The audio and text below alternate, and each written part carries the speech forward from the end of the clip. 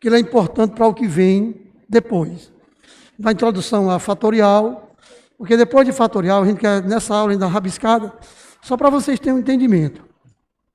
Que seja o fatorial, porque ele vai ver os arranjos simples, as combinações simples, as permutações simples, as permutações compostas. Arranjo simples, combinação simples, combinação com repetição, permutação simples, permutação com repetição. E todas elas têm fatorial no meio. E ainda probabilidade, a gente vai ver as noções de probabilidade, para que são questões, são assuntos que não é 10%, 30%, 70%, 80%, não. É 100% que vai estar no Enem. O Enem cai análise combinatória todo ano.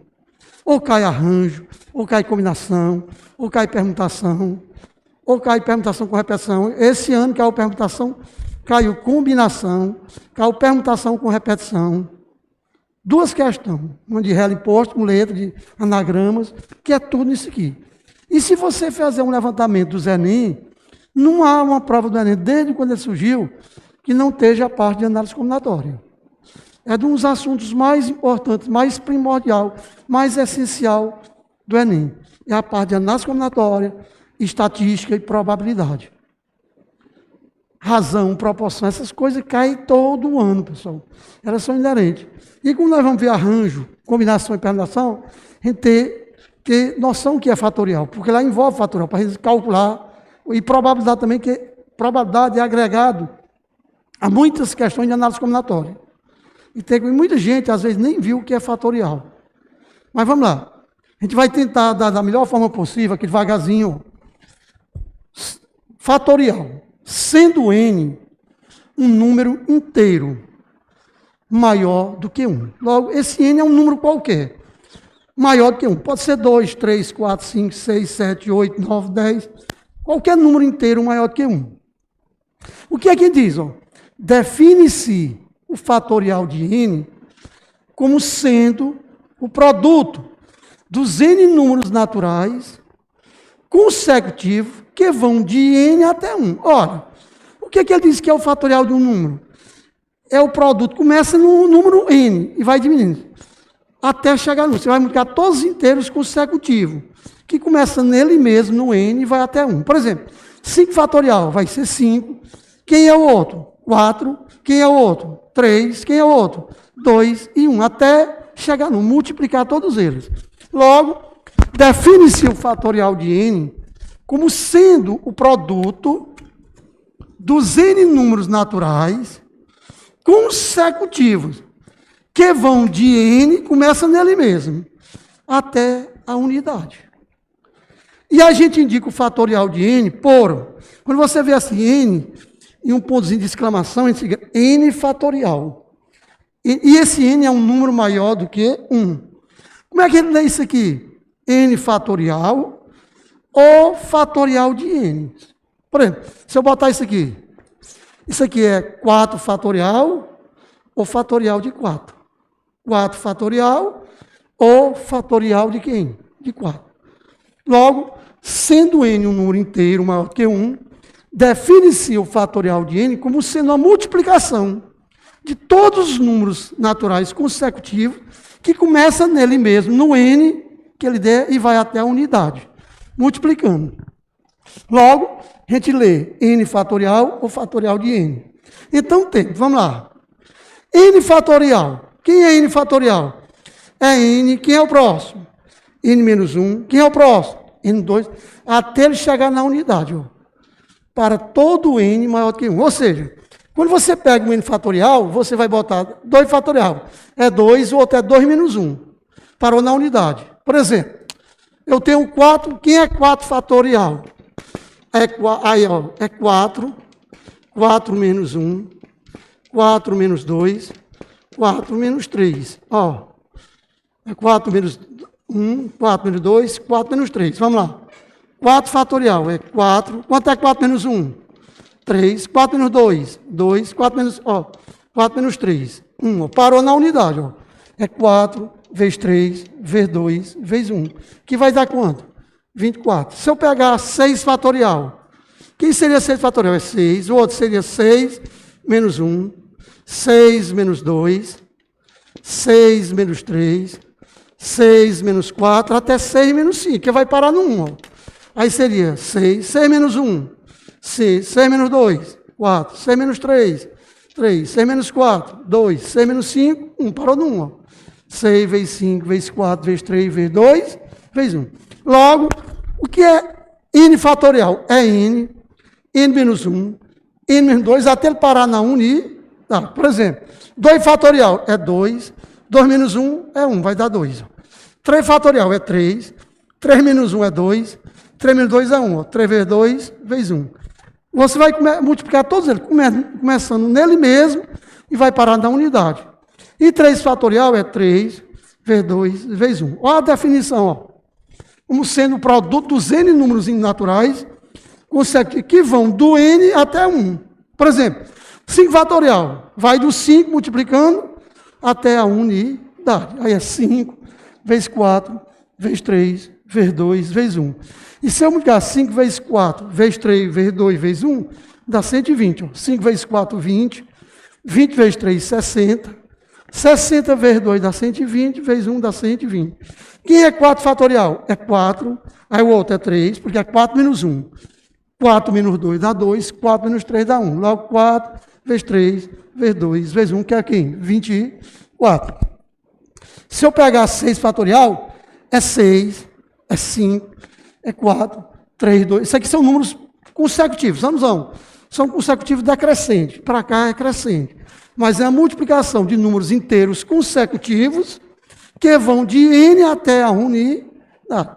Logo, o fatorial de um número nada mais é do que uma multiplicação. Vamos lá. 7 fatorial é 7, é 6, vezes 5, vezes 4, até parar no 1. E se eu multiplicar isso aqui, vai dar 5.040. Quem é 8 fatorial? Agora a gente percebe uma coisa, ó, pessoal. O que é importante? Quanto é 2 fatorial? 2. Quanto é 3 fatorial? 6. Quanto é 4 fatorial? 24. Quanto é 5 fatorial? 120. 6 fatorial? 7. Zé, bom, qual é a relação que tem isso aí? Sempre o fatorial posterior é o anterior multiplicado pelo número. 2 fatorial. Quem é 3 fatorial? É 3 vezes o 2. Ó. 3 vezes 2, 6. Quem é 4 fatorial? É 4 vezes 6, que é 24. Quem é 5 fatorial? É 5 vezes 24. Olha, logo 5 fatorial é a mesma coisa que 5 vezes o fatorial anterior. 5 vezes 24 dá 120.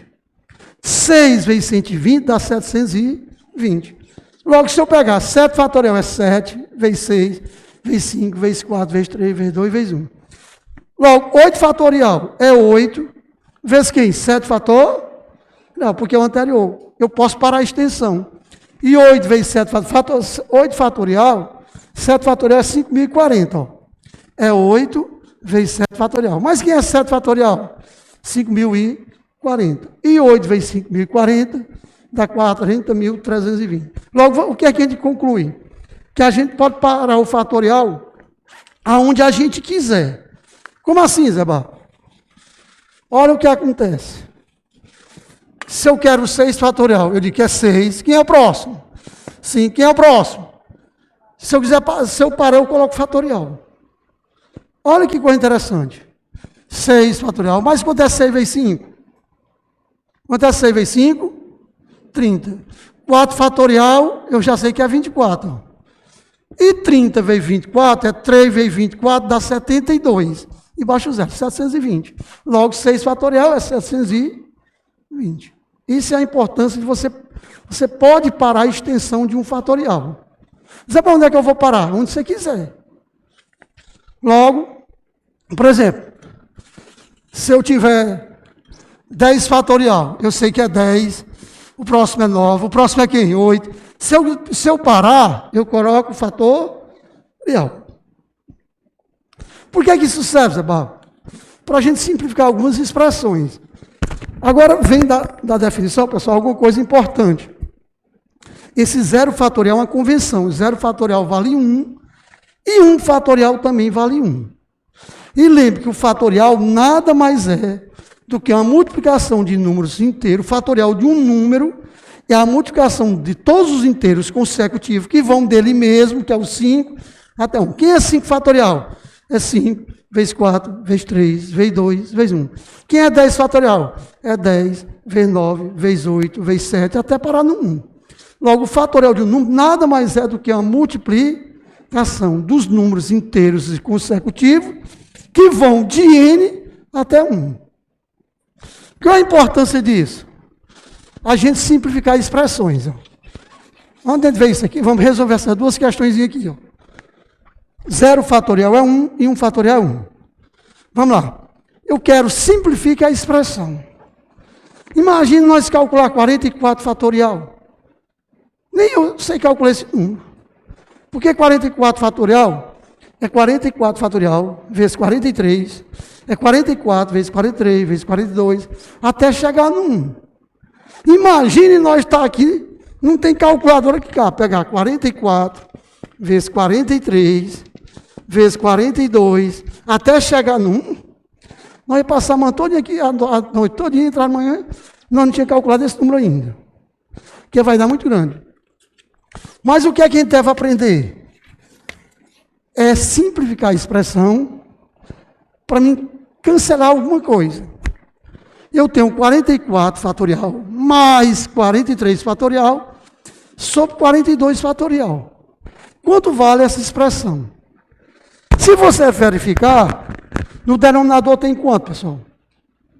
42 fatorial. Logo, você vai descrever, você vai decrescer esses aqui até o 42 fatorial. Aí você para. Vamos lá. 44 fatorial é 44. Quem é o próximo? 43. Quem é o próximo? 42. Aí eu vou parar no 42. Certo? Mais 43 fatorial é 43.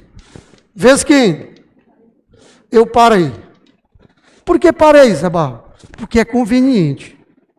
Logo, 44 fatorial é 44, vezes 43, vezes 42. Eu parei a extensão do 40. E onde é que você para? De onde eu quiser. Por que eu paro em 42? Porque tem 42 embaixo. Eu vou cancelar com ele. Quem é 43 fatorial? É 43, 42. Vamos lá. Sobre 42 fatorial. Veja bem. 44 vezes 43 vezes 42, isso aqui é uma parcela de 3 números multiplicando.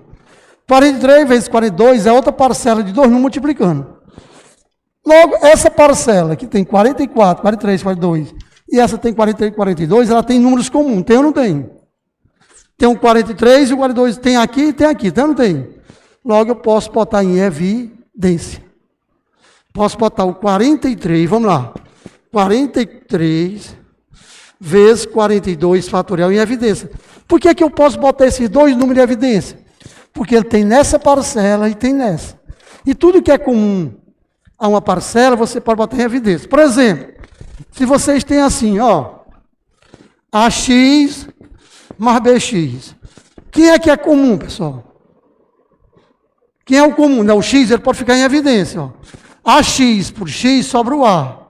BX dividido por X dá quem? B. Logo, isso aqui é igual a isso. Se eu quiser voltar X vezes A, é AX. X vezes B é BX. Porque o X é comum, ele pode ser colocado em evidência. E aí a gente vai colocar isso aqui em evidência. Ó. 43 vai 2. Vamos lá. Quando você bota um fator em evidência, você pega as expressões e divide por isso. Se eu pegar 44 vezes 43 vezes 42, se eu dividir por isso, quem é que sobra, pessoal? Se eu pegar essa expressão aqui e dividir por essa, qual é que sobra?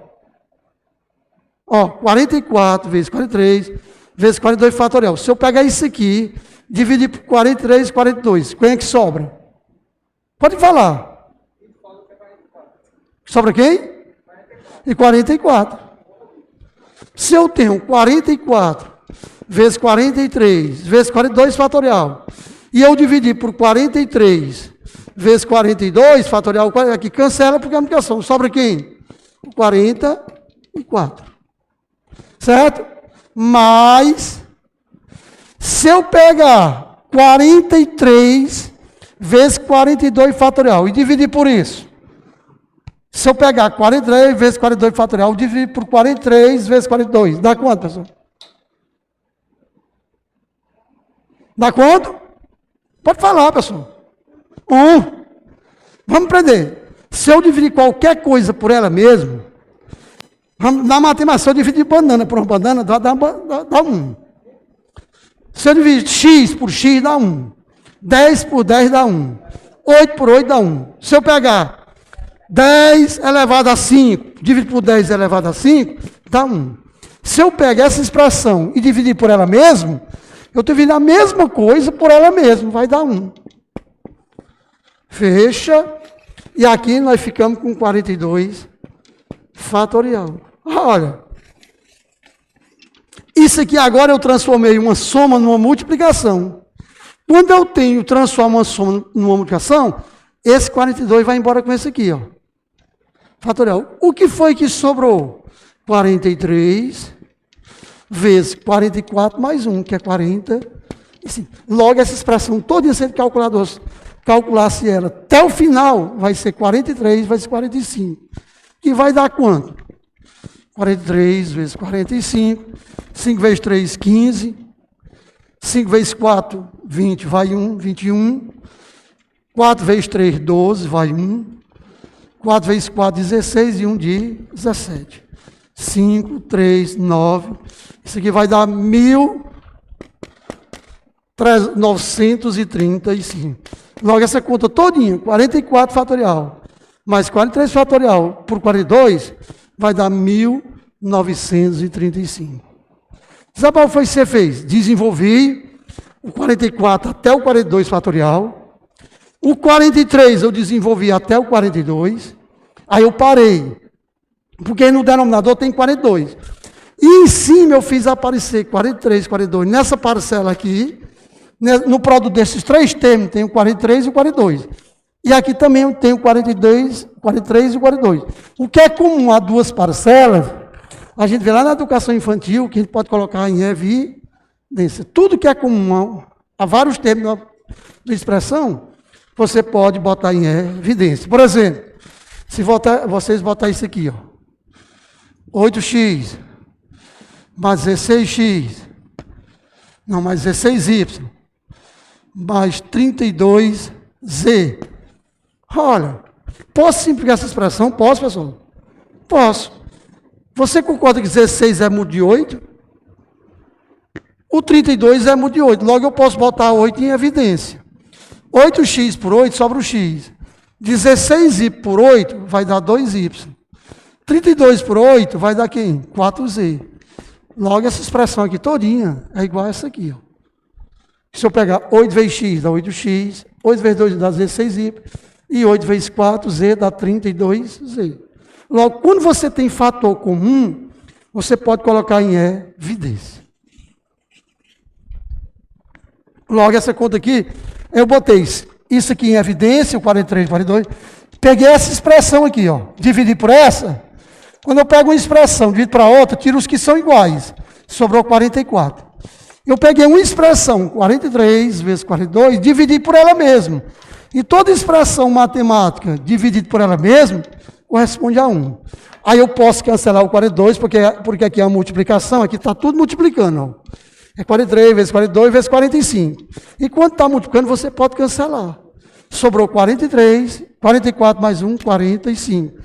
E 43 vezes 45 vai dar 1935. Vamos simplificar isso aqui. Qual o valor de 12 fatorial sobre 8 fatorial, 6 fatorial? Quanto vale isso? Se a gente for fazer até o final, vai demorar um pouco, mas a gente não vai. Vamos lá. O que é que eu vou fazer? Eu vou decrescer esse 12 até o 8. Aí eu paro. Vamos lá. Quem é o 12 fatorial? É 12. Quem é o próximo? 11. O próximo? 10. O próximo? 9. O próximo? Parei no 8 fatorial. Certo? Esse 8 fatorial, vou deixar aqui. Vezes. Agora o 6 fatorial eu vou desenvolver. É 6 vezes 5, vezes 4, vezes 3, vezes 2, vezes 1. Olha, beleza, ó. Eu desenvolvi o 12 até o 8. Deixei. E o 6 fatorial, eu peguei 6, vezes 5, vezes 4, vezes 3, vezes 2, vezes 1. E nós vamos começar a cancelar. O 8 fatorial, ó, vai embora com 8. Beleza? Agora vamos acabar algumas coisas, pessoal. Ó, aqui você não tem 6. E nas escolas, né? Na educação infantil, a gente aprende muitas coisas. Na educação infantil e no ensino fundamental. O professor diz lá, numa multiplicação, a ordem dos fatores não altera o resultado. Não fala isso? Numa multiplicação, a ordem dos fatores não altera. Olha, se eu pegar 6 vezes esse 2 aqui, quanto é 6 vezes 2? Quanto é 6 vezes 2? 12. Esse 6 com esse 2, tchau com 12. Certo? Agora vamos lá. 5 vezes 4. Não dá 20? 20, ó. Ou vamos fazer logo simplificar aqui, ó. Vou pegar esse 10 e dividir por 5. Aqui dá 1, aqui dá 2. Ó. 10 eu dividi por 5. Aqui dá 1, aqui dá 2. Esse 3 eu vou cancelar com esse 9. Aqui dá 1, 3 por 3 dá 3. Olha o que só sobrou para nós. Só sobrou o 11, o 2 e o 3. Ó. Sobrou o 11, o 2 e o 3. E embaixo só sobrou o 4 e o 1. 4 e 1. Logo, esse 2 dá para simplificar por 2. Por 4. Aqui dá 1 e aqui dá 2. Ficou 11 vezes 3 dá 33 sobre 2. Logo, o valor dessa expressão dá 33 sobre 2. Vou repetir aqui, porque aqui está muito imprensado. Vou botar bem grande para vocês entenderem. Eu vou apagar aqui. Para vocês verem como é simples a simplificação. Vamos lá. Era 12 fatorial sobre 8 fatorial, 6 fatorial. Vamos lá. O 12, eu desenvolvi até o 8. 12, 11, 10, 9, 8. Deixei o 8 fatorial e o 6, eu digo 6 vezes 5, vezes 4, 3, vezes 2, vezes 1. Vou fazer por parte agora. 8 vai embora com 8. Certo? 6 e 2 vale 12, cancela com esse 12. Eu vou pegar agora, cancela esse 10 com esse 5. Aqui dá 1 e aqui dá 2. Vou deixar agora, vou botar embaixo aqui. Ó. Ficou o 11, o 2, o 9. Ficou em cima. O 11, o 2 e o 9. E embaixo sobrou o 1, o 4 e o 3. Olha, dá para me simplificar o 4 por 2. Aqui dá 1, aqui dá 2. Aqui dá para dividir por 3, dá 1. Aqui dá 2, desculpem. Por 4, por 2 aqui dá 2. Não, e voltar aqui que eu fiz a conta errada. Sobrou o 11, sobrou o 2, sobrou o 9. Aqui sobrou o 4 e o 3. Como? Não, vamos lá. Se eu aqui deu quem? Deu 1, aqui deu 3. Quando foi? Se eu dividir por 2, aqui dá 1, aqui dá quem? 2. Sobrou agora para nós, só sobrou o 11, o 3, olha o 1 e 1. 11, o 3, o 1 e 1 é elemento deu. E aqui sobrou 2. 11 vezes 3 dá 33, vezes 1 dá 33 sobre 2. Que é o mesmo resultado daqui. Ó. Certo? Você pode simplificar. Logo essa conta todinha deu 33 sobre 2. Logo, você aprendendo a extensão do fatorial, quer desenvolver para simplificar uma expressão. Porque não dá para pegar o 12 fatorial, multiplicar 12 vezes 11, vezes 10, vezes 9, até chegar no... Porque o número é muito grande. Porque você vai, desenvolve até o 8 e vai simplificando. Vai dividindo, simplificando. Quando chegar aqui, se você quiser multiplicar, já pode.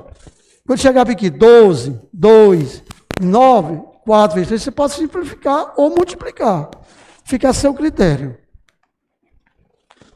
Beleza? Agora vamos aprender isso aqui, ó. Veja bem, quando a gente tem assim, N fatorial é N, o próximo é N menos 1, o próximo é N menos 2. Aonde eu parar, eu coloco a extensão. Por exemplo, N fatorial é N, o próximo é N menos 1, o próximo seria N menos 2. Aonde eu parar, eu coloco a extensão. Por exemplo, eu tenho N fatorial. Isso aqui é N, o próximo, N menos 1, próximo, N menos 2, próximo. Quando eu paro a extensão, eu coloco fatorial. Aí diz, onde é que eu vou parar? Depende da equação que eu vou simplificar. E nós vamos aprender. Ó. É importante aprendermos, desenvolver a extensão de um fatorial, de acordo com essa definição aqui. Ó. Quando eu tenho n menos 1 fatorial, preste atenção, pessoal. Você sempre vai desenvolver começando nele mesmo. E vai sempre diminuindo a unidade. Ó. N, por exemplo, se eu pegasse n mais 2 fatorial aqui. Ó. Esse n mais 2 é como se fosse o n. Aí vai ficar n mais 2, aí começa com ele. Aí o outro é n mais 1. Por quê? Que era n mais 2 menos 1. Era n mais 2 menos 1. Aí o outro vai ser n, o próximo é n menos 1. Se eu parar a extensão, eu paro. Logo, quando eu tenho n mais 2 fatorial, começa dele, aí você vai diminuindo uma unidade. Só no segundo termo, n mais 2, começa com ele mesmo. Aí depois n mais 1, depois n menos 1. Por que isso, Zabal? Porque se a gente fosse botar na definição, só apagar aqui para vocês verem. A minha definição é essa, ó, n igual a n fatorial é n, o próximo, n menos 1, próximo, n menos 2, próximo, 3, para a extensão. Vamos lá, vamos pegar n mais 2. N mais 2 fatorial. Isso aqui é como se fosse o meu n. Aí vamos botar ele mesmo. Ó. Aí vai ser n mais 2. Aí vai ser ele mesmo. Quem é meu n? É n mais 2. Menos 1. Aí o próximo é n mais 2 menos o 2. Quem é o próximo? N mais 2 menos 3. Eu vou parar. Aí fica n mais 2. N mais 2 menos 1 dá n mais 1. N mais 2 menos 2 dá quem? N. N mais 2 menos 3 dá n menos 1. Sempre vai diminuir a unidade. Ó. N mais 2 fatorial é n mais 2. Ao próximo, n mais 1. Ao próximo, n. Depois, n menos 1. Se eu parar, eu coloco a extensão do fator. Não.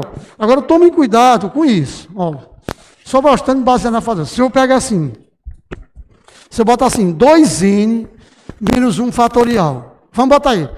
Esse n aqui, nosso, como fosse 2n menos 1. 2n menos 1 fatorial. Aí você vai começar com ele mesmo. Quem é meu n? É 2n menos 1. 2n menos 1. Agora, quem é meu n? 2n menos 1 menos 1. Quem é meu n? 2n menos 1 menos 2.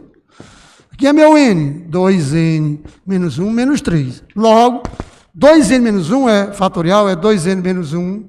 Aí o próximo é 2n menos 2. Próximo, 2n menos 3. O próximo, 2n menos 4. E assim por diante. Você vai estendendo, sempre diminuindo 1 na segunda unidade. No segundo tempo. No primeiro você não muda. Por exemplo, eu tenho n menos 1 fatorial. Isso aqui vai ser n menos 1. Aí o próximo, como é n menos 1, vai ser n menos 2. Cuidado. N menos 3.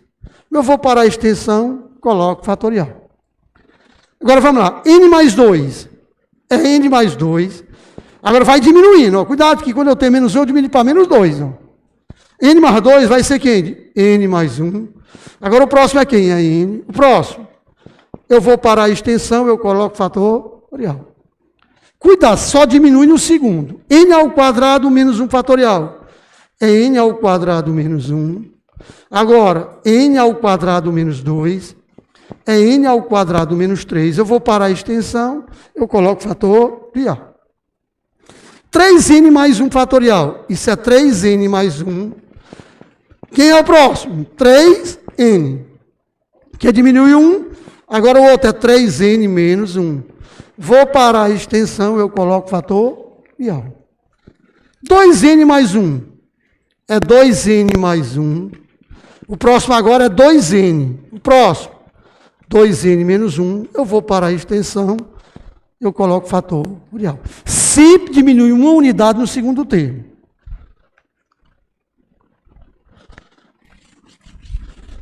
Se eu botar aqui para vocês, me dizer, se eu perguntasse a vocês aqui, 4n mais 1 fatorial. Quanto é isso aqui, pessoal? 4n mais 1 fatorial. Como é isso aqui? Chegou aí. Começa com ele mesmo. É 4n mais 1. Quem é o próximo, pessoal? Quem é o próximo? 4n. Beleza. Quem é o próximo? 4n menos 1. Quem seria o próximo? 4n menos 2. Vou parar a extensão, coloco.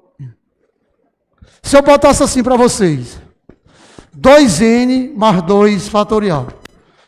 Comece com ele mesmo. 2n mais 2.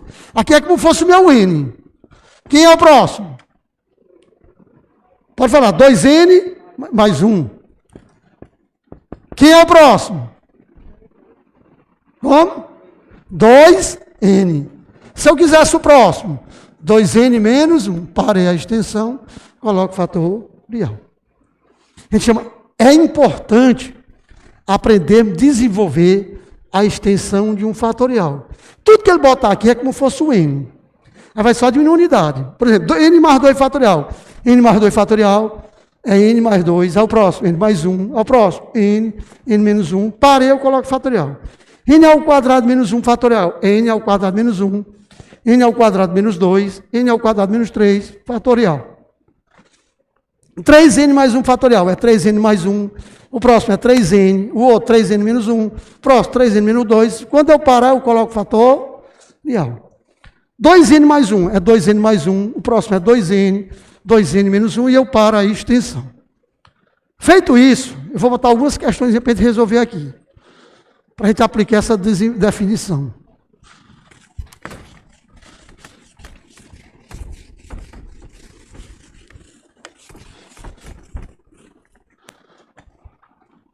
Isso aqui.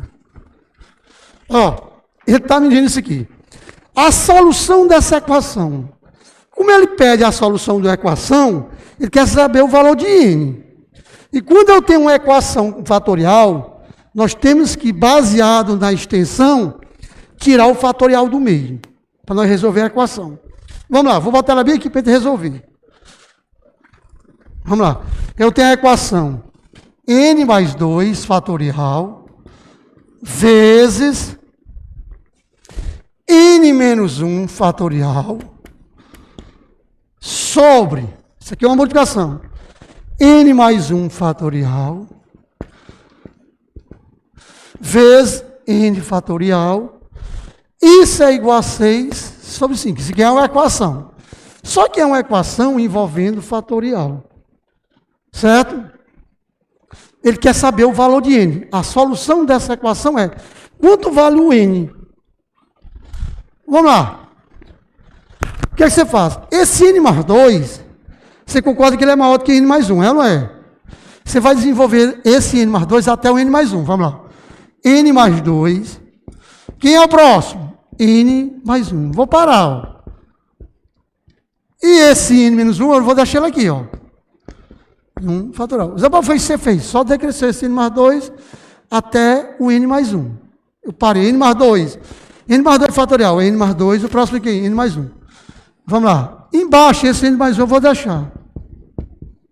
Vezes. Quem é n fatorial, pessoal? É n. N fatorial é n, o próximo é quem? N menos 1. Isso é igual a quanto? 6 sobre 5. Ó, o n mais 2, eu desenvolvi ele até se encontrar com n mais 1. Esse n menos 1, eu desenvolvi o n. Quem é n fatorial? É n o próximo. Eu vou parar. Sabe por que você vai parar? Porque tem em cima. Agora lá vai. Olha o tanto de facão que ele vai meter. Ó. Esse n mais 1 fatorial vai embora com n mais 1. O n menos 1 fatorial vai embora com n menos 1. Ficou n mais 2 sobre quem? Sobre o n. Ó. Ficou n mais 2. Isso é igual a quanto? A 6. Agora, multiplicar isso é igualdade, produto dos meios, multiplicar em cruz. Ó.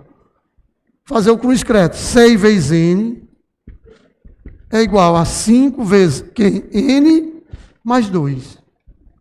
Logo, 6n é igual a 5 vezes n. 5n. Da chuvinha. 5 vezes 2, 10. O 5n está lá no segundo membro, você traz ele para o primeiro membro. 6n menos 5n igual a quanto? a 10. 6n menos 50 só sobra um n, que é igual a 10. Logo, a solução dessa equação é 10. Foi o que eu fiz, desenvolvi o n mais 2 até o n mais 1, e o n até n, sempre decresce o maior, para se encontrar com o menor.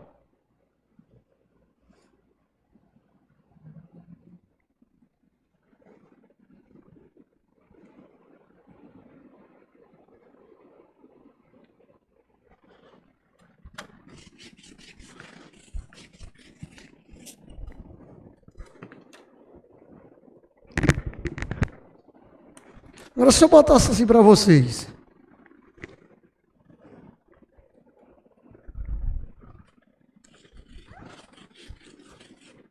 Deixa eu botar isso aqui, acho assim para vocês.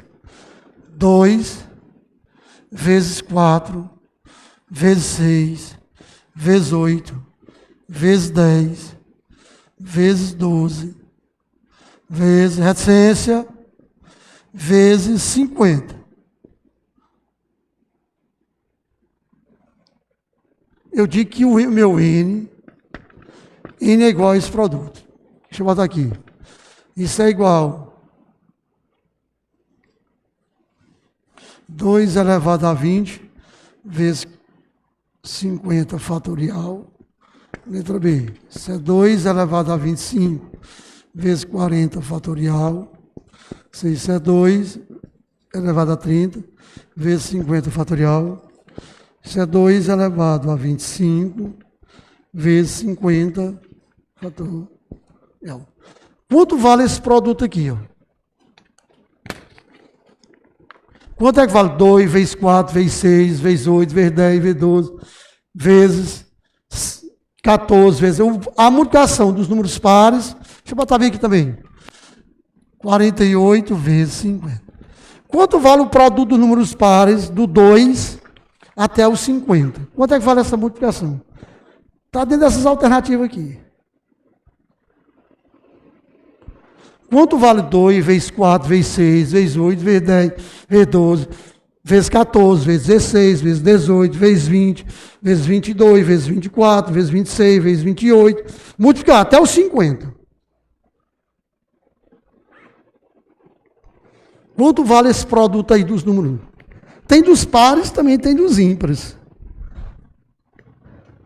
Eu queria que vocês parassem para a gente pegar uma coisa. Agora eu vou fazer uma pergunta para vocês. De 2 até 50, tem quantos números pares, pessoal? De 2 a 50, tem quantos números pares? Pode falar. 25. De 1 a 50, tem 50 números, não é? 25 são pares, 25 são ímpares. Se você vai, só você, Zeba, eu vou botar de 1 a 50. De 1 a 50 começa com 1. Cuidado, quando começa com um número ímpar e terminar com par, é a mesma quantidade.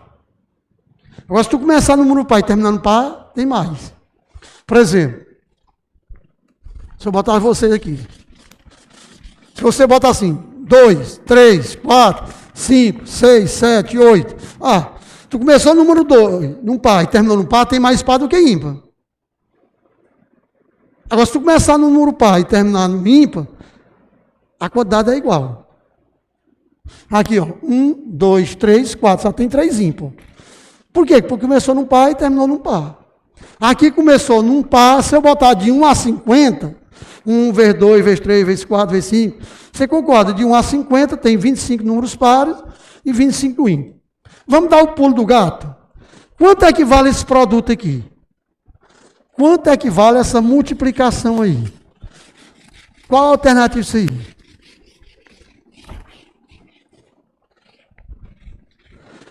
Vamos lá? Vamos aprender. Vou voltar bem aqui para a gente saber. Vou voltar bem aqui. O meu N vai 2 vezes 4, vezes 6, vezes 8, vezes 10, vezes 12, vezes 14. Aí eu vou voltar aqui, reticência, vezes 48, vezes 50. Olha o pulo do gato aqui, vamos lá. Quem vai ser meu N? Vocês concordam que no lugar desse 2, eu posso botar 2 vezes 1. Posso ou não posso? 2 vezes 1. No lugar do 4, posso botar 2 vezes 2. Posso ou não posso? No lugar do 6, tudo é multiplicando. 2 vezes 3.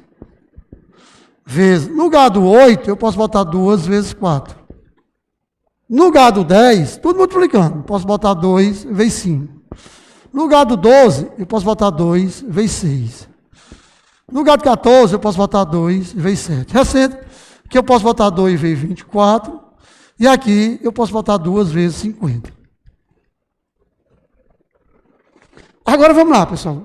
Olha que você percebe. Vocês concordam que quando eu reescrevo isso aqui, sempre vai ter o primeiro número 2 multiplicando, é ou não é? Ó, 2 é 2 vezes 1, 4 é 2 vezes 2, 6 é 2 vezes 3, 8 é 2 vezes 4, 10 é 2 vezes 5, 12 é 2 vezes 6, 12 vezes 7, 42 vezes 24, 2 assim. Eu pergunto, daqui a para cá, se eu contar só os primeiros 2, só esses 2 que vêm aqui. Diga. Desculpa, 2 vezes 25, obrigado, foi erro meu. Eu pergunto a vocês, 2 vezes 1, 2 vezes 2, 2 vezes 3, até 2 vezes 50. Eu pergunto a vocês, só o primeiro 2 aqui, vai aparecer quantas vezes? Esse primeiro 2, ele vai aparecer quantas vezes? Você concorda que aqui tem 25 números pares? Tem ou não tem? Esse primeiro 2 vai aparecer quantas vezes? 25, é ou não é? Você concorda? Deixa eu botar bem aqui a letra E. Eu não botei, não.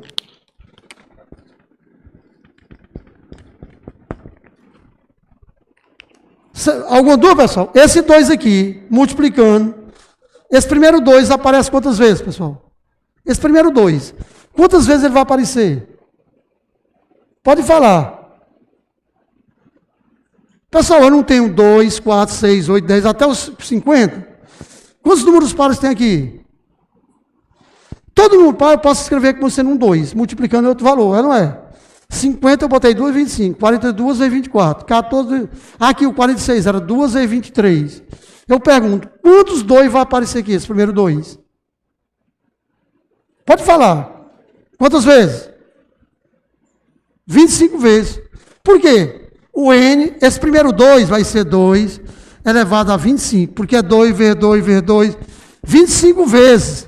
E quando você tem 2 vezes 2 vezes 2 vezes 2, 25 vezes, você conserva a base e somos expoente.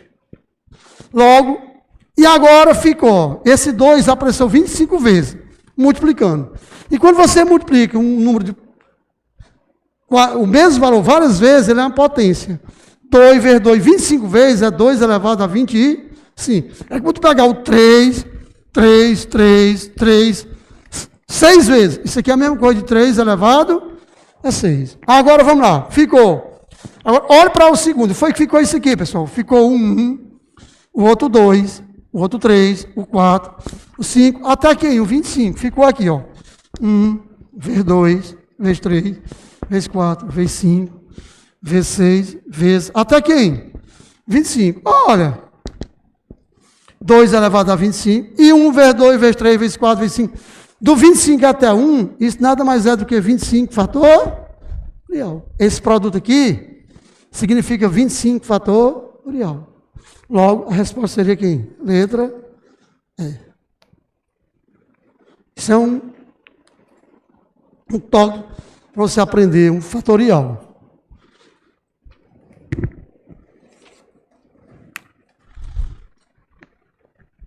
Deixa eu botar bem aqui uma equaçãozinha.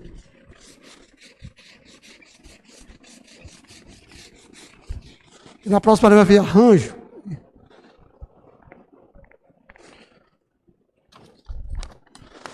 Deixa eu botar bem aqui, ó. Terceiro. A solução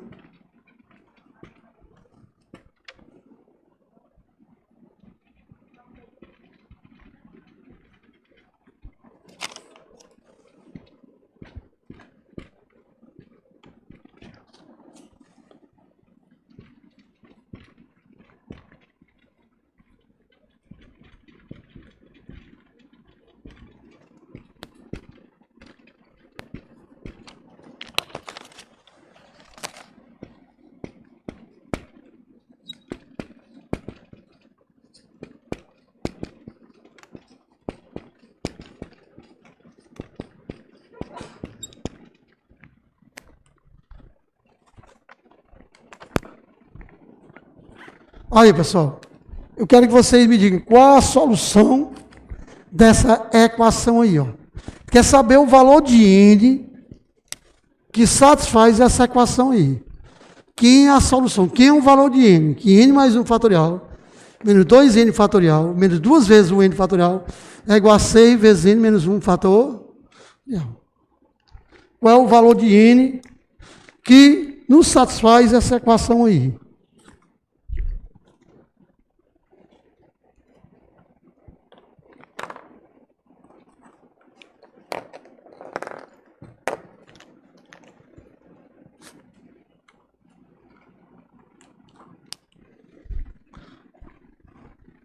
Quem é que...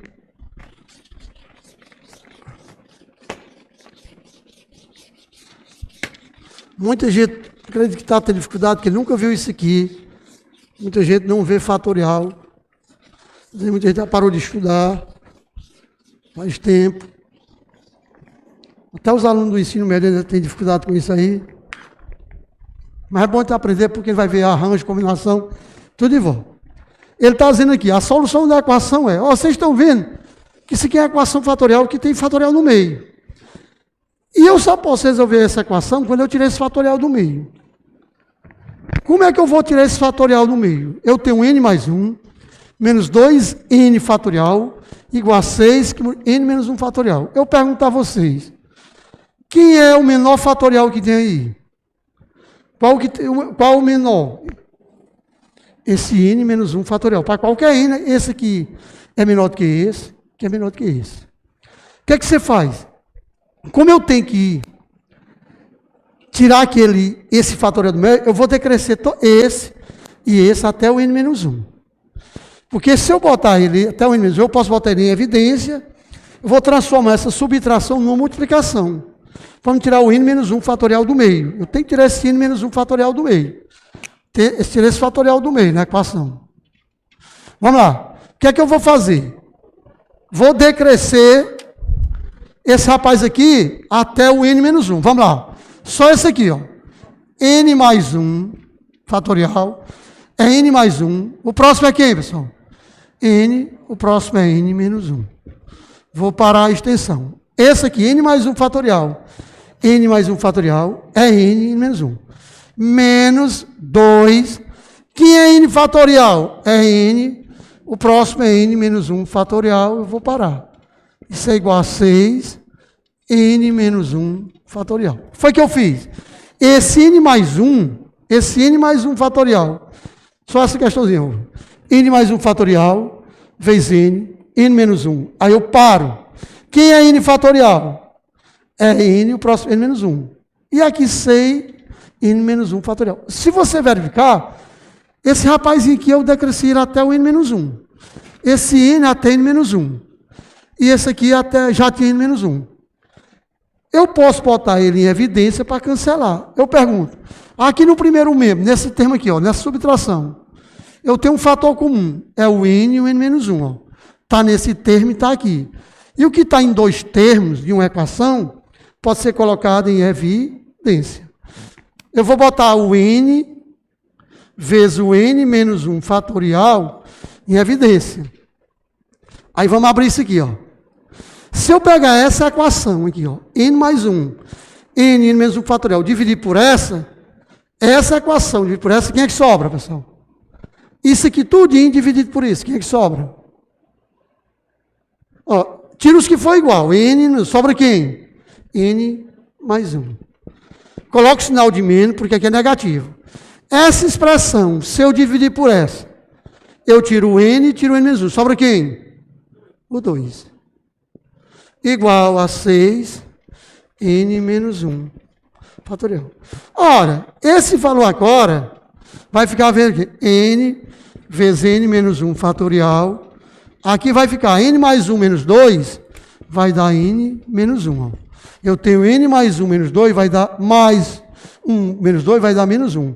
Isso é igual a 6, n menos 1 fatorial. Olha, como agora é a multiplicação, esse rapazinho aqui, ó, está multiplicando aqui, vem dividindo. Se esse valor está multiplicando, eu posso passar ele para lá, para o segundo membro, dividindo. Ficou quem? N n menos 1 igual a 6. Aqui, se vocês caírem numa equação, pessoal, não precisa mais você resolver, não. N vezes n dá n ao quadrado, menos n, menos 6 igual a 0. Vai na equação do segundo grau. Vocês vão encontrar aqui dois valores. Vocês vão encontrar o 2, o n é o 3 e o menos 2. Isso aqui não serve. Logo a solução é n igual a 3. Mas aqui já dá. Qual o número que pegar? Um número que multiplicando por seu n menos 1 vai dar 6. Se você pegar 1, não serve. Se você pegar o 2 menos 1 vai dar 2. Se eu pegar o 3 menos 1, 2. 3 vezes 2, 6. Logo, se você resolver essa equação agora, ó, n ao quadrado menos n, você vai, a equação do segundo grau vai cair duas raízes. Uma é 3 e outra é menos 2. Porque você pegar essa equação, você vai calcular o delta. Quem é delta? B ao quadrado menos 4ac. Delta. Quem é o B? É menos 1. Menos 1 ao quadrado, menos 4 vezes o A, que é 1, vezes o C, que é menos 6. Logo, o delta vai ser 1. Menos por menos dá mais. Isso aqui vai dar 24. Logo, o delta vai dar 25. Aí o n, como minha equação está em função de n é igual a menos b, mais ou menos raiz do delta, sobre 2a. Logo, n. Quem é o b? O b é menos 1, ó. Menos por menos dá mais. 1. Mais ou menos. O delta é 25. Raiz de 25 é 5. Sobre 2 vezes o A. O A vale 1. É esse aqui, ó. Que é 1, o B é menos 1 e o C é menos 6. Dividido por 2. Aqui você tem um n'. 1 mais 5 sobre 2. Aqui vai dar 6 sobre 2. Que é igual a 3. O n duas linhas. 1 menos 5 sobre 2. Que vai dar menos 4 sobre 2, que dá menos 2. Foi o que eu botei aqui. Isso aqui não serve. Logo, o n é igual a quem? A 3. O professor Rubem já chegou ali. Na próxima aula ele vai ver arranjo. Eu vou mandar uma lista de exercícios de arranjo. Vou mandar para a Amanda, para ela formatar, para entregar para vocês. Essa parte de fatorial ela é importante, porque vai precisar para a parte de arranjo e combinação. Então, pessoal, muito boa noite, sejam bem-vindos. Uma semana depois a gente se encontra. Como eu havia prometido, hoje a gente vai tentar fazer uma aula mais rápida para a gente, pelo menos, iniciar essas 15 questões desses conteúdos que nós trabalhamos agora, nessas 3 semanas com a aula de hoje. Então, eu gostaria muito que vocês prestassem atenção. Vou pedir que o Matheus também disponibilize depois esses slides para vocês fazerem uma releitura. O que é uma releitura? É você ir lendo os slides, os tópicos e relembrando da aula, para a gente fechar.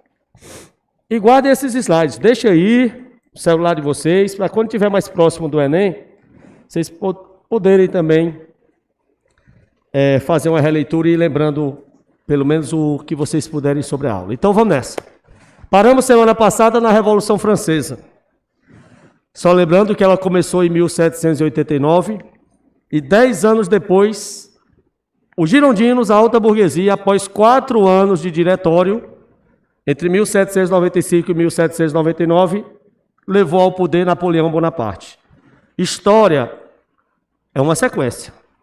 Se você perde uma aula, você compromete um andar, mais ou menos como uma saída numa sala de cinema durante um filme. Se você está numa sala de cinema e seu celular toca, é um chamado urgente, você sai ao banheiro para atender e essa chamada dura 15 minutos, pode ir embora. Compre o ingresso e assista a próxima sessão. Porque você, ao voltar para a sala, você não vai entender mais nada. Fica muito complexo. Como é que eu posso entender a Era Napoleônica se eu não entender o que veio antes da Era Napoleônica? Então, eu espero que vocês tenham assistido a aula da Revolução Francesa, porque a sequência é essa. Em 1799, os girondinos levaram Napoleão Bonaparte ao poder da França. Preste atenção. Quem era esse homem? Por que a alta burguesia, a classe burguesa, entregou o poder a Napoleão? Eles queriam, para ocupar o cargo de chefe máximo da França uma pessoa que atendesse vários pré-requisitos. Quais pré-requisitos que os girondinos queriam? Que você fosse jovem, que você fosse patriótico, que você tivesse poder de liderança, que você tivesse respeito entre seus pares, e essa pessoa era Napoleão. Por que Napoleão Bonaparte atendia a todos esses pré-requisitos? Veja bem, Napoleão com 19 anos de idade, 19, era general do exército francês. Comandava 600 mil soldados. 19 anos. Talvez você se questione, professor, devia ser de família rica, foi botado. Não, Napoleão não nasceu nem na França. Napoleão nasceu numa ilha francesa, Córcega, de família pobre. Chegou ao exército, tornou-se general com seus méritos. Com 19 anos de idade, o cara chefiava o maior exército da Europa. 600 mil homens obedeciam ordens de Napoleão. Um homem extremamente inteligente, hábil, estrategista. Era tudo que a classe burguesa queria para a França. Ninguém tinha dúvidas. Napoleão era a pessoa ideal para assumir a França e finalizar a Revolução Francesa. Ele vai governar por 16 anos. Era napoleônico. Era. Veja bem. Professor, o que é uma era na história? Era um período mais longo. Só existem 3. Só existem 3 eras na história. Era napoleônica, período que Napoleão governou a França, de 1799 a 1815. São 16 anos. Era Meiji, a era Meiji foi no Japão. Primeiro imperador japonês, de 1868 a 1912. E era Vargas no Brasil, de 1930 a 1945. A primeira delas, cronologicamente, é essa. Em 1799, Napoleão assume o governo francês. Professor, qual o cargo de Napoleão? Ele assumiu como imperador, como presidente, como primeiro-ministro, como cônsul.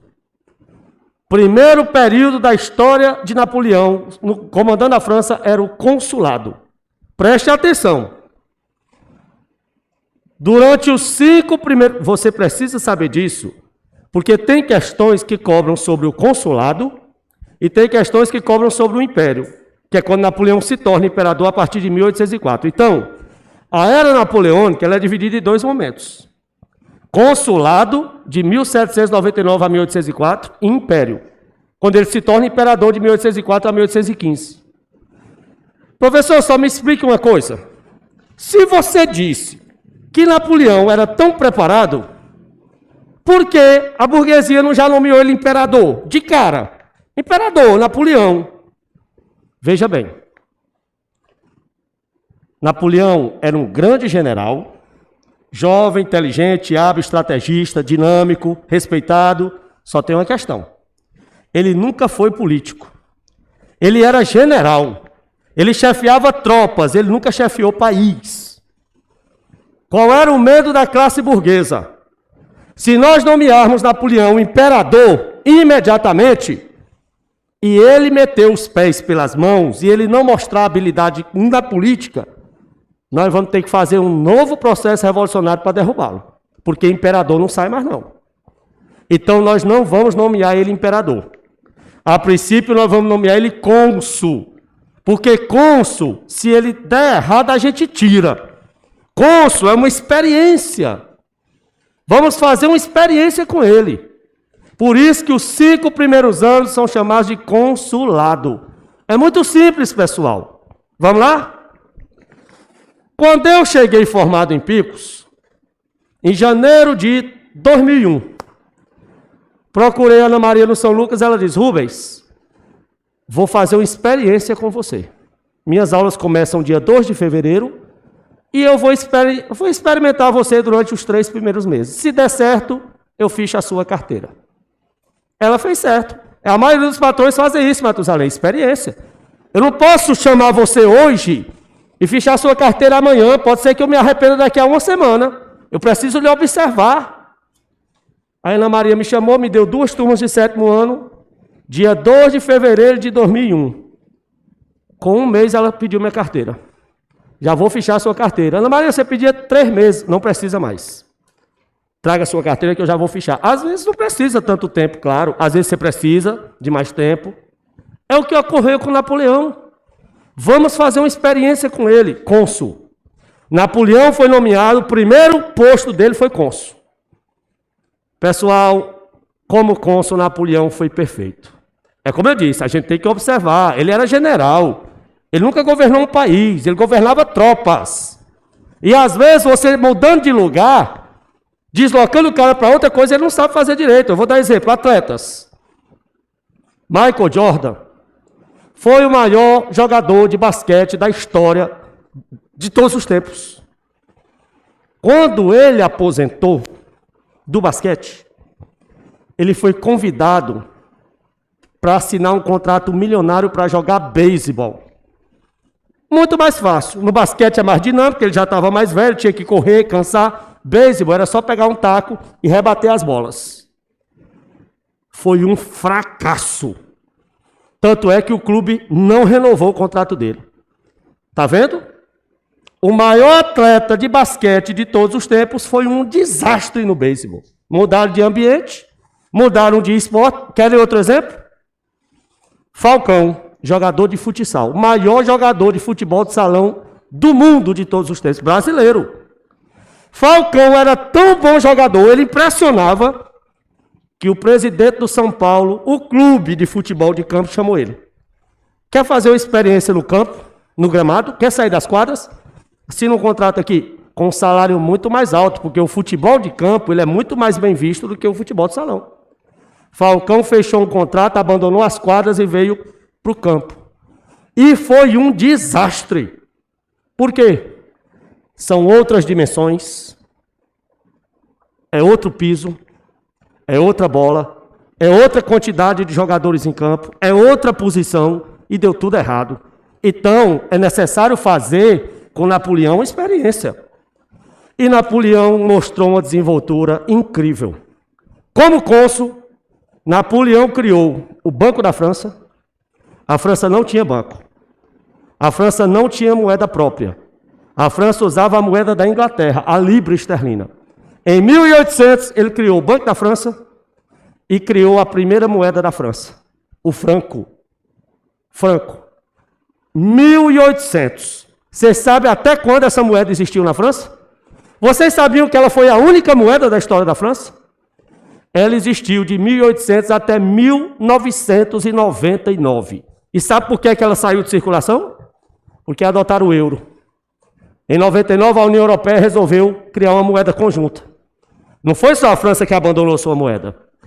A Alemanha abandonou o marco alemão, adotou o euro. A Itália abandonou a lira, adotou o euro.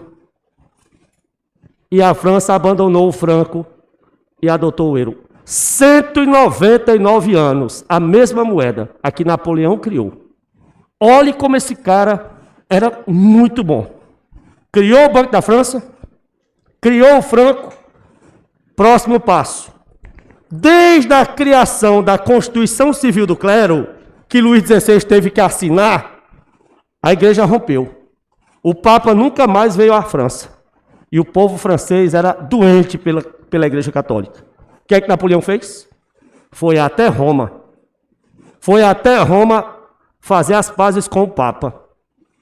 O Papa da época era Pio VII. Napoleão foi até Roma, pedir desculpas à igreja e pedir que ela voltasse para a França. Pio VII, por favor, mande os bispos de volta para o meu país. Meu povo é católico e eu quero você lá. De vez em quando vai lá rezar uma missa para a gente. Foi uma alegria para o povo francês. A volta da igreja, a igreja tinha ido embora durante a Revolução, eu vou repetir. Quando Luís XVI assinou a Constituição Civil do Clero, você vai lembrar. Foi quando ele assinou a Declaração Universal dos Direitos do Homem e do Cidadão e foi quando ele assinou a monarquia constitucional limitando seu próprio poder. Foi no mesmo período que ele assinou a Constituição Civil do Clero. E a igreja rompeu. A igreja voltou. Pessoal, em 1801, 2 anos de consulado. Napoleão foi elevado a primeiro cônsul. Olha, veja bem, ele começou cônsul. Em 1801 ele tornou-se primeiro cônsul. Agora o senhor vai me dizer qual é a diferença. Claro, quando ele era cônsul, ele tinha 2 auxiliares. Era o início. Em 1801 a burguesia entendeu que ele não precisava de auxiliares. Ele agora é primeiro cônsul. Ele não precisa de assessores. É igual aquela criança que está aprendendo a andar de bicicleta. No início eu ponho 2 rodinhas na roda traseira para ela não cair. Aí ela começa a desenvolver. Quando ela desenvolveu, eu tiro as rodinhas, que agora ela anda sozinha. São essas 2 rodinhas que foram tiradas de Napoleão. Em 1801, Napoleão dispensa seus assessores. Ele agora é primeiro cônsul. Sabe o que Napoleão vai fazer como primeiro cônsul? Vai criar os colégios liceus.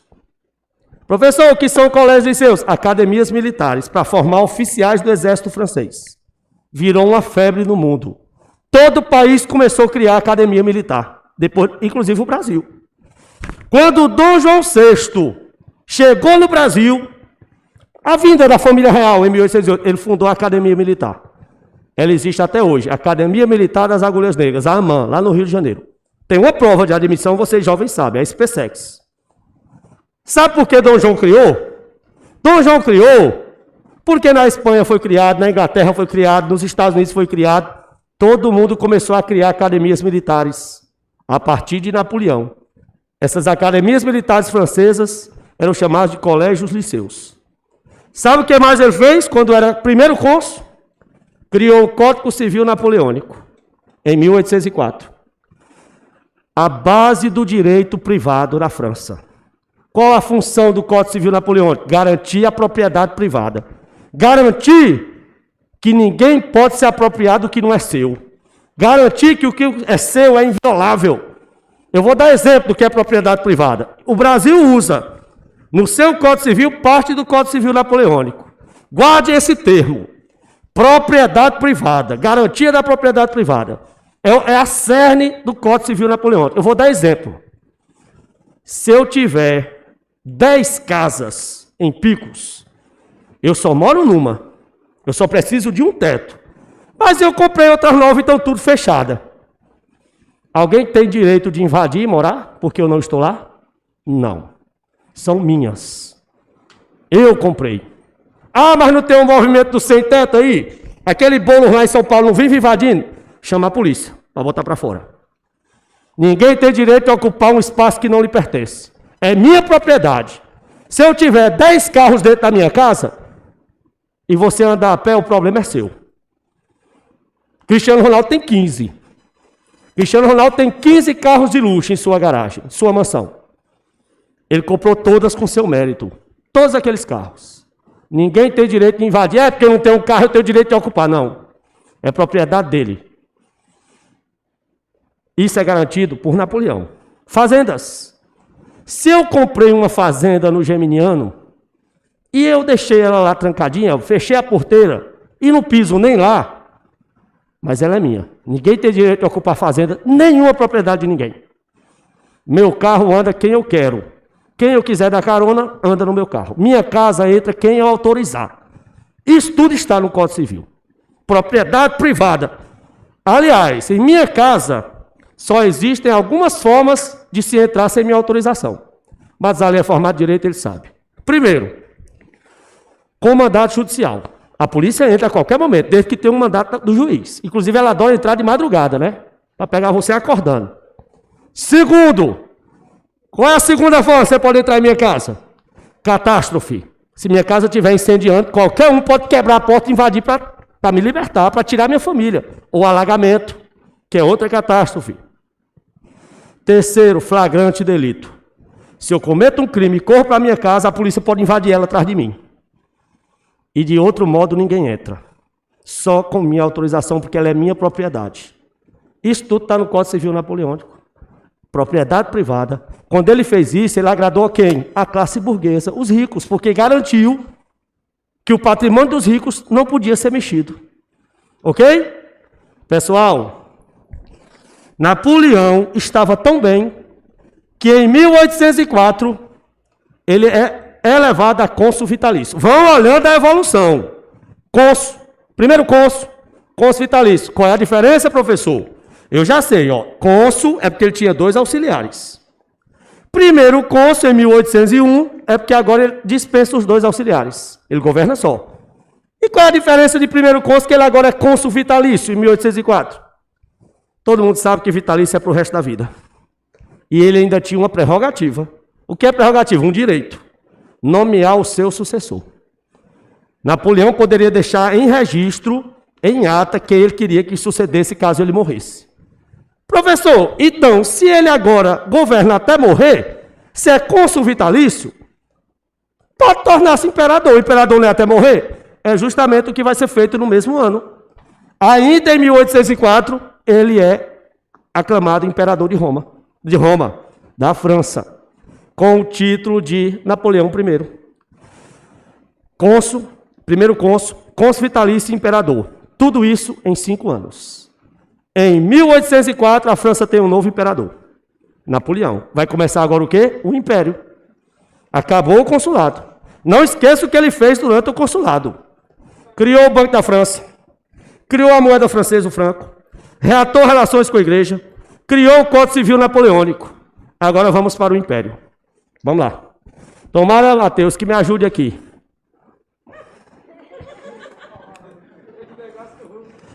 Eles têm um negócio comigo aqui, é sério, viu? Mas é a versão mesmo. Eu tenho uma versão à tecnologia que ela me odeia, aí dá certo, né? Vamos lá, desculpe, Mateus. Pessoal, a cerimônia, enquanto a gente volta lá para o Império, a cerimônia de Napoleão, de sua posse, preste atenção. Ele convidou 5.000 pessoas. É mesmo, Mateus. Obrigado. Ele convidou 5.000 pessoas, escolheu a Catedral de Notre-Dame, em Paris, aquela folclórica do conto Corcunda de Notre-Dame. Ele convidou 5.000 pessoas, marcou a missa de coroação na Catedral de Notre-Dame e mandou buscar o Papa, Pio VII, para presidir a missa de coroação. Durante a missa, qual era o rito final? Havia todo um rito. Você sabe como é a missa, né? Tem momento para tudo. É uma coisa mecânica. Qual era o último rito da missa? O imperador se ajoelhava perante o Papa pegava a coroa e o coroava. Quem disse que Napoleão aceitou se curvar perante o Papa? Na frente de 5.000 pessoas, ele humilhou o Papa Pio VII. O último rito, o Papa já foi pegar a coroa, né? Napoleão, ao invés de se ajoelhar perante ele, foi lá, tomou a coroa dele e se autoproclamou rei. Na frente de 5.000 pessoas. Ali ele já estava mostrando que o poder havia subido à sua cabeça. Porque é um mal. Tem gente que ascende muito rápido e não sabe lidar com essa ascensão. Começa a se achar um semideus. E o pior é que o povo é culpado por muita coisa disso. Porque o primeiro que em Deus é o povo. Para mim, artista não é para ser endeusado. Ele tem que ser admirado como um bom professor tem que ser admirado, como um bom médico tem que ser admirado, e nada mais que isso. É por isso que eles extrapolam. Culpa do povo. Culpa do povo. Eu sou de Matusalém, eu tenho um amigo que mora em Campinas, que mora na mesma rua que Sandy mora. Eu nem sabia que ela morava em Campinas, né? Sandy, aquela cantora, filha do Chororó. Ele disse que quando ela vai malhar na academia lá da rua, o horário é só dela. Tem que evacuar a academia, porque ela não aceita dividir o espaço com ninguém. Então, naquele horário é o horário de Sandy. Culpa do povo. Porque se ela fosse para lá e todo mundo ignorasse e tratasse ela como uma pessoa comum, ela não precisaria fazer isso. Eu lembro quando o Michael Jackson era vivo, que ia ao shopping, tinha que desocupar o shopping, para ele poder ir ao shopping. Porque o povo não deixava ele em paz. Às vezes não é nem culpa do artista. Eu lembro quando os Guns vieram para o Rock in Rio, se hospedaram no Copacabana Palace, tinha gente que chegou lá em Matusalém uma semana antes para ficar lá na frente do hotel. Vamos trabalhar, rapaz! Coja de vagabundo. Uma semana só esperando eles dar um aceno. Lá faltava mulher que desmaiava porque eles deram um aceno. Aí um dos Guns abriu a sacada assim, olhou. Eles vão só para inflamar, né? Olhou. Aí uma menina histérica, ela O telefone, o telefone. Aí ele disse, já, já. Foi lá dentro, arrancou o telefone da tomada e jogou em cima dela. Tá aí, não é o telefone que você quer? Bem empregado. Uma das vezes que Michael Jackson veio ao Rio, atropelou um menino, rapaz, a comitiva dele. O povo fechando no meio da rua os carros sem deixar passar. Pois Napoleão ficou desse jeito. Uma arrogância sem fim. Ascendeu muito rápido. O cara governava a França, a segunda maior potência do mundo. É óbvio que a vaidade é grande. E ele começou a mostrar isso já na sua cerimônia de coroação. Pois vamos para o império. Porque, como diz Geraldo, quanto maior o voo, maior o tombo. E é o que vai acontecer com Napoleão. Eu adoro história, sabe por quê? Lição de moral. Cada conteúdo me traz uma lição. Quem quer muito, traz de casa Napoleão. Vamos lá. Pessoal, quando Napoleão se tornou imperador, ele não se contentava mais em ser imperador da França, que já era algo extraordinário. A França tinha o maior exército do mundo e era a segunda maior economia do mundo. Só perdia para a Inglaterra, que era a grande potência. Sabe o que Napoleão queria a partir de agora? A Europa todinha. Eu só sossego quando a Europa todinha for dominada por mim. Esse é o problema. Pessoal, Napoleão poderia ter ficado na dele e governado a França mais 40 anos. Porque quando ele assumiu, ele só tinha 29. Ele poderia ter governado 40 anos a França. Mas ele queria a Europa. Ele não estava mais satisfeito só com a França. Esse é o mal do homem. Eu estou a pé, eu quero uma bicicleta. Eu comprei a bicicleta, eu quero uma moto. Agora eu quero um carro, um helicóptero, um avião, uma nave espacial. Eu quero voar agora com minhas próprias mãos. É desse jeito. Desse jeito aí. Matusalém, quando eu cheguei, eu estava lembrando disso agora. Eu juro por Deus, antes de subir aqui. Eu olhando o professor Zé Barros, quando eu comecei, em 2001, Zé Barros é um dinossauro da educação. Já tem uns 300 anos, porque ele deu aula lá para Dom Pedro I. Eu lembro, Matusalém, quando eu entrei no São Lucas, no primeiro ano, eu tinha 4 aulas, 2 no 7º ano e 2 no outro. Meu primeiro salário foi R$90. E eu lembro que a proprietária me chamou constrangida para me pagar, eram só 4 aulinhas por semana. Eu lembro que ela me chamou constrangida para me pagar R$90. Aí eu lembro que ela me mostrou o horário do Zé Barros assim, né? Eu só tinha 4 horas na semana, Zé Barros tudo lotado. Segunda, terça, todas as manhãs, quarta, quinta. Disse, professor, fique tranquilo, você tem muito potencial. No futuro você vai estar igual o professor Zé Barros aqui, lotado. Você vai ganhar R$1.500. Isso há 20 anos atrás, você vai ganhar R$1.500. E eu disse, meu Deus, será que um dia eu chego lá? Aí hoje eu olho meu horário, Matusalém, manhã, tarde, noite, madrugada, né? Para você ver. E naquele tempo eu só queria fechar meus horários de manhã, para mim já estaria ótimo. Hoje em dia eu queria que o dia tivesse 50 horas, para eu dar 50 aulas, né? Para você ver como nós somos seres humanos. É assim. Pois vamos lá.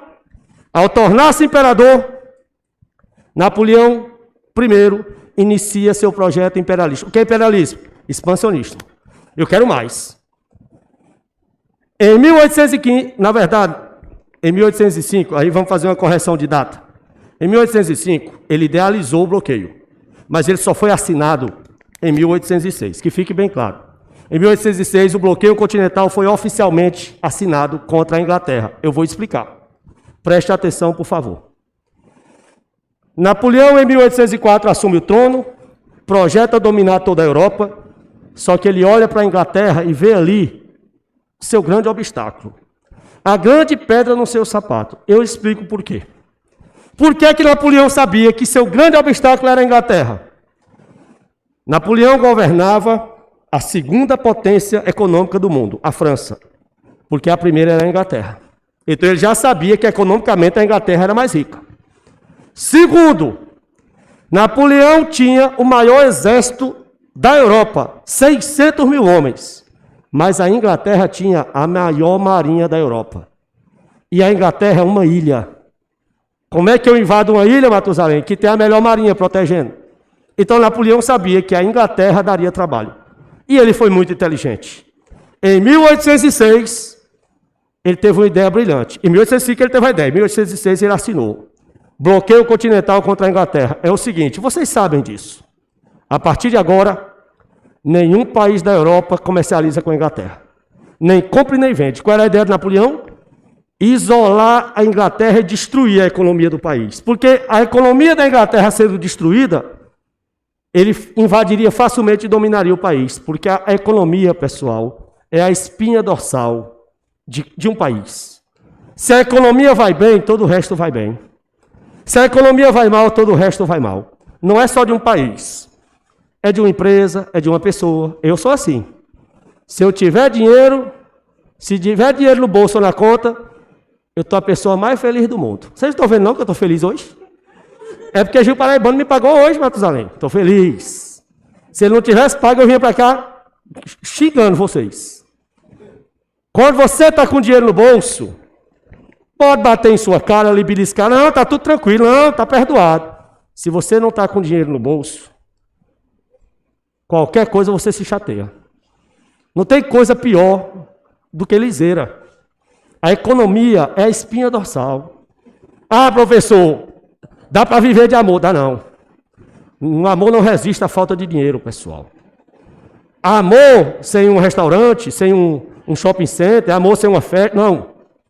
Tem que ter um pouquinho de dinheiro. A Inglaterra era a maior potência do mundo e Napoleão precisava destruir a economia inglesa. Repito, se a economia vai mal, todo o resto vai mal. E essa era a ideia de Napoleão. Vou destruir a economia inglesa. E qual é a melhor forma de destruir? Isolar o país. A partir de agora, ninguém na Europa compra nada da Inglaterra. E ninguém vende nada. Está bloqueado. E o rei que eu descobri, que descumpriu o bloqueio, eu destrono. O rei que eu descobri, que descumprir minha ordem, eu invado e tiro do poder. Quando ele disse isso, a Inglaterra entrou em desespero. Pessoal, os ingleses entraram em desespero e organizaram 5 coligações europeias. Eu vou lhe explicar. A Inglaterra se uniu, coligação é a união de países. A Inglaterra se uniu seu exército com o da Rússia, da Prússia e da Áustria, tudo contra Napoleão. Foram 5 vezes que esses 4 exércitos se uniram. Inglaterra, Áustria, Prússia e Rússia. E foram 5 derrotas para Napoleão. Aí é que a Inglaterra enlouquecia. Eu não estou podendo comercializar com ninguém e ninguém ganha desse homem. Ele vai acabar com minha economia, está arruinando. Vitórias sucessivas sobre 5 coligações europeias. Eu vou repetir. A Inglaterra uniu seu exército 5 vezes aos do exército da Áustria, Prússia e Rússia. Prússia hoje é a Alemanha. Juntaram os 4 exércitos contra Napoleão. Inglaterra, Áustria, Prússia e Rússia. 5 vezes eles se uniram. 5 vezes eles foram derrotados por Napoleão. O homem parecia imbatível. Em 1807, ele descobriu o primeiro traidor do bloqueio. O rei Carlos IV da Espanha estava comprando clandestinamente da Inglaterra, escondido. Ele invadiu a Espanha e destronou o rei. Carlos IV foi retirado, ele botou o irmão dele no poder. Napoleão botou José Bonaparte, seu irmão mais velho, novo rei da Espanha. E o recado está dado. Quem é o próximo que quer cair aqui? Aí ele descobre meses depois que Dom João VI de Portugal também estava comprando escondido da Inglaterra. Professor Rubens, esses 2 reis são malucos, é? Desafiar Napoleão, na verdade, não é loucura. É uma questão de necessidade. A Espanha e Portugal necessitavam dos produtos da Inglaterra. Então eles preferiram correr o risco de comprar escondido, mesmo sabendo que Napoleão poderia descobrir, como realmente descobriu. Dizem que a mentira tem perna curta. Um dia a verdade vem à tona. Napoleão invadiu Portugal e vocês sabem disso. Só que Portugal, quando ele invadiu, a família real já tinha fugido para o Brasil. Todo mundo sabe que a fuga da família real portuguesa e da corte para o Brasil foi provocada pela invasão de Napoleão. Todo mundo sabe disso. Foram os 2 primeiros países. Carlos IV foi retirado da Espanha e Dom João VI fugiu para o Brasil. Vamos adiante. O recado... Mateus. O recado está dado. Quem é o próximo rei aí? Em 1812, olha o tempo. Olha como o recado foi bem dado. 1807, ele destronou os 2, um rei e o outro fugiu. Somente em 1812, Napoleão recebeu mais uma denúncia. O czar Alexandre I da Rússia também descumpriu o bloqueio. Em 1812, Napoleão imediatamente pega seu exército. Vamos derrubar o czar da Rússia. Czar imperador. Vamos derrubar Alexandre I da Rússia. Reuniu seus 600 mil homens e marchou para a Rússia. Descumpriu o bloqueio, derruba, não tem conversa. Foi a mais desastrosa campanha militar da história. Pessoal, Napoleão saiu de uma temperatura de 18 graus na França e chegou na Rússia 30 graus abaixo de zero. Seus homens estavam congelando. Napoleão começou a perder suas tropas. Além do excesso do frio, do rigor do inverno russo, que é um dos mais frios da Europa e do mundo, os russos ainda adotaram uma técnica, uma tática. A tática vocês conhecem, a tática da terra arrasada. O que foi que o czar Alexandre I fez? Quando ele soube que Napoleão tinha invadido o território russo, ele deu uma ordem para a população. Quando vocês perceberem que o exército francês está se aproximando do vilarejo que vocês moram, queimem toda a comida, envenenem a água e fujam. Vamos matar eles de fome e de sede. Fome, sede e frio. Fome, sede e frio. O exército de Napoleão foi desmoronando. Imagina, famintos, sedentos, cansados, congelando, chegava num vilarejo, tudo destruído. Água envenenada. Vamos marchar para frente, vamos procurar outro. Chegaram na frente, tudo destruído. Napoleão percebeu uma coisa. Isso aqui é uma tática. Os russos estão destruindo o meu exército. Napoleão pecou porque ele foi para a Rússia sem conhecer a realidade da Rússia. Pessoal, ninguém invade território alheio sem conhecer primeiro, não. Isso é uma loucura. Eu duvido que esse erro ainda se cometa hoje. Hoje, quando um país vai fazer uma guerra e ocupar outro, ele já tem tudo do outro país. Ele já sabe exatamente o que vai encontrar. E é assim que tem que ser. Ninguém pode ir às cegas, não. Napoleão não conhecia o rigor do inverno russo. O rigor do inverno russo e a tática da terra arrasada ocasionaram baixas significativas nas tropas francesas. Napoleão marchou para lá, para a Rússia, com 600 mil homens, seu exército inteiro. Em 1813, um ano depois, ele olhou para trás, tinha 100 mil homens. 500.000 já tinha tombado, ou tinha morrido ou estava convalescendo. O que é que ele imaginou? Ou eu volto imediatamente para a França, ou não vai sobrar ninguém. Em 1813, ele decidiu deixar a Rússia e voltar para a França, com apenas 100 mil homens. A Inglaterra não perdeu tempo. Tudo que a Inglaterra queria era a oportunidade de Napoleão estar com o exército debilitado para tentar vencer ele por mais uma vez. Vocês lembram que a Inglaterra tinha organizado 5 coligações e perdido 5 vezes? Em 1813, quando a Inglaterra soube que Napoleão havia voltado da Rússia com o exército prejudicado, com o exército baixado, danificado, a Inglaterra imaginou, é agora ou nunca. Agora é a hora de vencer, que ele está com o exército destruído. A Inglaterra organiza imediatamente, 1813, assim que Napoleão voltou, a 6ª coligação europeia. Se é a 6ª, é porque ela já tinha criado 5 antes e perdeu todas. Mais uma vez, os mesmos exércitos. Inglaterra, Áustria, Rússia e Prússia. Venceram Napoleão.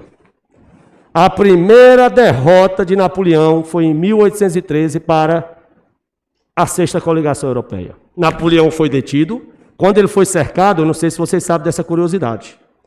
Desde quando ele era general, ele usava um colar com um saquinho contendo veneno. E ele sempre dizia para suas tropas que jamais se entregaria vivo. Se um dia eu perder uma batalha e me cercarem, eu tomo veneno imediatamente. Quando cercaram ele imediatamente arrancou o colar, tomou o veneno, só passou mal. O veneno já estava há tantos anos no pescoço dele que não fazia mais efeito. Ele não conseguiu se matar. Foi preso e assinou o tratado à força. Assinou o tratado de Fontainebleau. Qual era o acordo do tratado? 1814, preste atenção. Ele abria mão do trono francês, a Inglaterra obrigou ele a assinar. Ele abria mão do trono francês, e partia para o exílio na ilha de Elba, uma ilha lá da Europa. Essa ilha era inglesa, a Inglaterra deu para ele. Uma ilha habitada. A ilha de Elba tinha cerca de 50 mil pessoas. Napoleão seria o rei dessa ilha. A Inglaterra estava doando a ilha para ele, desde que ele deixasse o trono francês. E a Inglaterra mandaria por ano 2 milhões de libras esterlinas, para ele ficar na ilha e não voltar mais. Napoleão aceitou o acordo.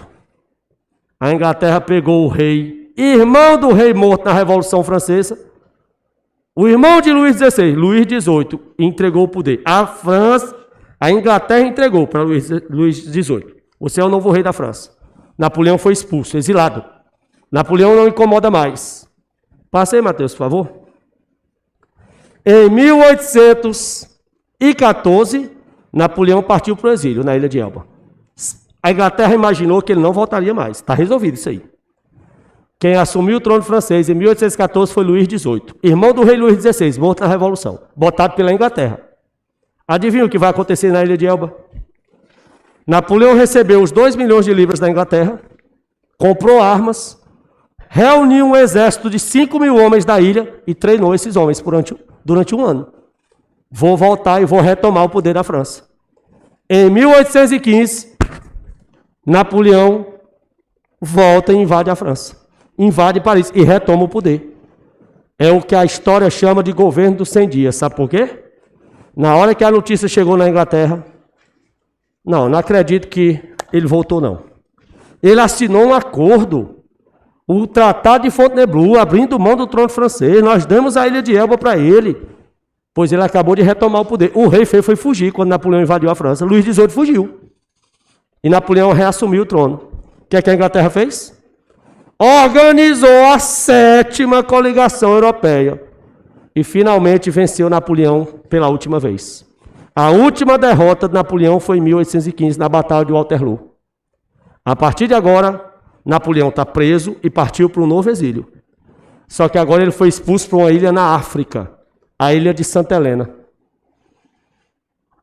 Ele nunca mais vai voltar para a Europa, ele vai morrer lá, em 5 de maio de 1821. Sozinho e louco. Ele ficou perturbado. Causa morte. Dizem que foi envenenamento. Ele morreu envenenado. Ninguém sabe se ele tomou o veneno ou se ele foi envenenado. Mas existe outra versão que dizem que ele morreu de câncer no intestino. O fato é que Napoleão foi do céu ao inferno. Por querer demais, terminou morrendo pobre, abandonado e sozinho. Em 1815 ele foi expulso para a ilha de Santa Helena e morreu. E como vai ficar a Europa com a saída de Napoleão? Mateus, só finalize aí. Congresso de Viena. Preste atenção, por favor. Assim que Napoleão foi exilado para a ilha de Santa Helena, a Inglaterra convocou o Congresso de Viena na Áustria. Qual era a ideia do Congresso? Por que ele foi convocado? Para reorganizar a bagunça que Napoleão fez na Europa. Vocês lembram que ele tinha tirado o rei da Espanha, Carlos IV? Que o rei de Portugal fugiu para o Brasil? Primeira coisa que o Congresso fez, princípio da restauração. O que era o princípio da restauração? Trazer os reis de volta para os tronos que Napoleão tinha tomado. Trazer o rei da Espanha, trazer o rei de Portugal, trazer o rei da França, Luís XVIII, de volta ao trono. Princípio da restauração, ou da legitimidade, como você queira. Quem é o legítimo herdeiro desse trono? É o rei Carlos IV, dá o poder para ele. E quem é o desse trono de Portugal? Dom João VI, pois ele deve ser devolvido ao trono. Princípio da restauração, que é restaurar, trazer de volta. Ou da legitimidade, devolver os tronos que Napoleão tinha tirado aos seus legítimos reis. E o segundo princípio foi o do equilíbrio europeu. Criar um organismo chamado Santa Aliança. Qual era a função? Zelar pelo equilíbrio europeu. O que é o equilíbrio europeu? Manter a paz e a harmonia na Europa, evitar novas guerras, novas revoluções. Por que o nome do organismo é Santa Aliança? Porque contou com o aval da igreja. Santa Aliança. Então, vou repetir. O Congresso de Viena foi convocado pela Inglaterra. Aconteceu na capital da Áustria, que era uma aliada inglesa, Viena, em 1815. Lá ficou definido o princípio da restauração ou da legitimidade, que era o de devolver os reis aos seus legítimos tronos, aqueles que Napoleão tinha tirado voltaram para os seus tronos, e o princípio do equilíbrio europeu, que era manter a paz, a harmonia, o equilíbrio na Europa, evitar novas guerras, novas revoluções. Para isso, foi criado um organismo com a função de manter a paz na Europa, a Santa Aliança. Acaba aqui. Tudo bem. Vamos para a lista? Rapidinho. Primeira questão, por gentileza.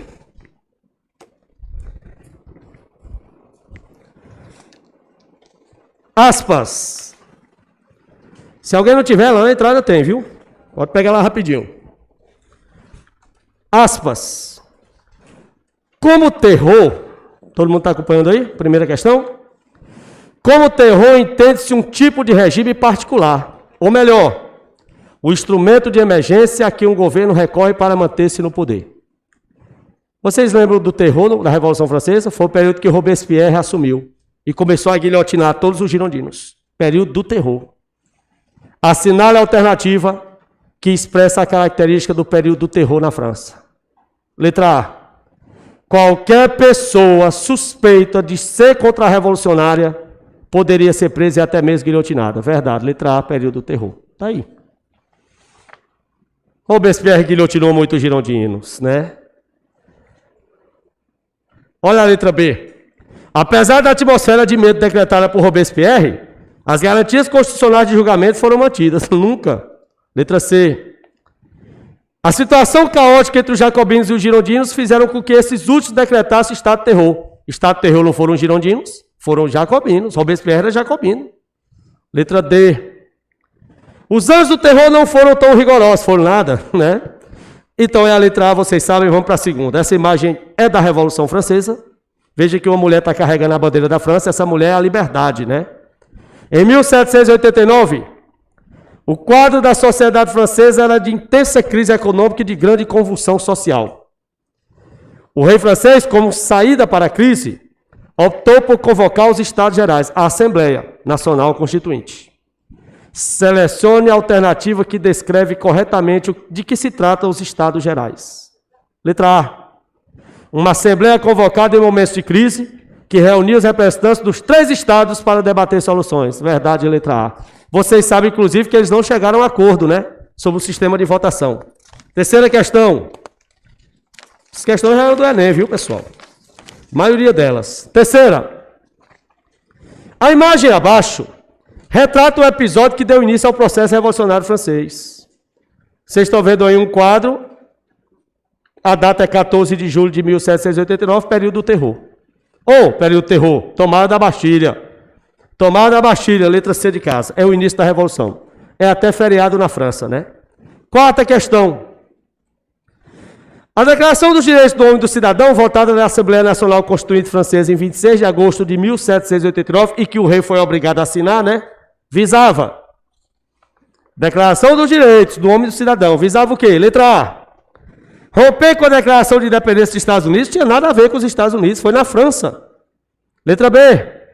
Recuperar os ideais cristãos de liberdade e igualdade, surgidos na época medieval e esquecidos na moderna, não. Esses ideais eram iluministas. Liberdade, igualdade, fraternidade. Letra C. Estimular todos os povos a se revoltarem contra seus governos para acabar com a desigualdade social? Não. Letra D. Assinalar os princípios que, inspirados no iluminismo, iriam fundar a nova Constituição Francesa. Verdade. Letra D de dado, claro. Os princípios da liberdade, igualdade e fraternidade. Estavam na Declaração dos Direitos do Homem e do Cidadão. D. Quinta. Durante o período napoleônico, está aí, né? A Era Napoleônica, 1799 a 1815. Entre as medidas adotadas por Napoleão Bonaparte, assinale aquela que teve repercussões importantes nas relações comerciais do Brasil com a Inglaterra. O bloqueio. Letra A. Houve a restauração financeira, com a consequente fundação do Banco da França em 1800. Não foi isso. Letra B. Houve a decretação do bloqueio continental em 1806, quando ele foi finalmente assinado, com o qual Napoleão visava arruinar a indústria e o comércio ingleses. Verdade, né? Letra B de bola. Perfeito. Sexto, artigo 6. A lei. A lei é a expressão da vontade geral. Todos os cidadãos têm o direito de concorrer, pessoalmente ou por seus representantes, à sua formação. ela deve ser a mesma para todos, seja protegendo, seja punindo. Todos os cidadãos, sendo iguais aos seus olhos, são igualmente admissíveis a todas as dignidades, lugares e empregos públicos, segundo sua capacidade, sem outras distinções que as de suas virtudes e seus talentos. Declaração dos Direitos do Homem e do Cidadão, 26 de agosto de 1799. O artigo anterior estava diretamente relacionado aos ideais, não são socialistas, da letra A, não são capitalistas, da letra B, não são comunistas, da letra C, são ideais iluministas que fizeram parte da Revolução Francesa, letra D de dado. Sétima, a Revolução Francesa representou uma ruptura da ordem política, o antigo regime, o absolutismo, é o fim, do absolutismo. E sua proposta social desencadeou. O que é que a Revolução desencadeou? Qual foi a proposta social? Letra A. A concentração do poder nas mãos da burguesia, que passou a zelar pelo bem-estar das novas ordens sociais? Não. Letra B. A formação de uma sociedade fundada nas concessões de direitos dos homens, segundo os quais todos nascem iguais e sem distinções perante a lei? Verdade, letra B de bola. Claro. Oitava. Pode-se afirmar que a era napoleônica permitiu a consolidação da ordem burguesa. Por quê? É só você lembrar do Código Civil Napoleônico, que protegia a propriedade privada, protegia a riqueza da burguesia.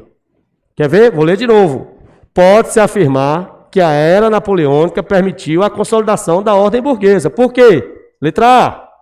Porque anulou o direito à propriedade privada? É justamente o contrário, Garantiu a propriedade privada.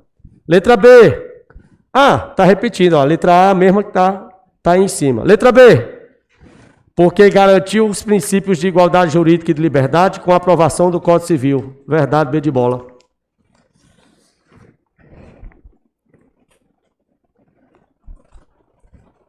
Nona questão. O bloqueio continental decretado por Napoleão tinha como seus principais objetivos? Letra A. Dificultar o comércio britânico, levando a Inglaterra à crise econômica. Exato. E aí sim, ele invadiria a Inglaterra e dominaria o país. Letra A, certinha. Décima. O Congresso de Viena, concluído em 1815, após a derrota de Napoleão Bonaparte, baseou-se em 3 princípios políticos fundamentais.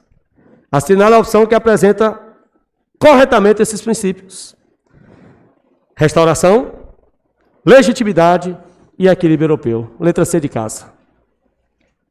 11ª.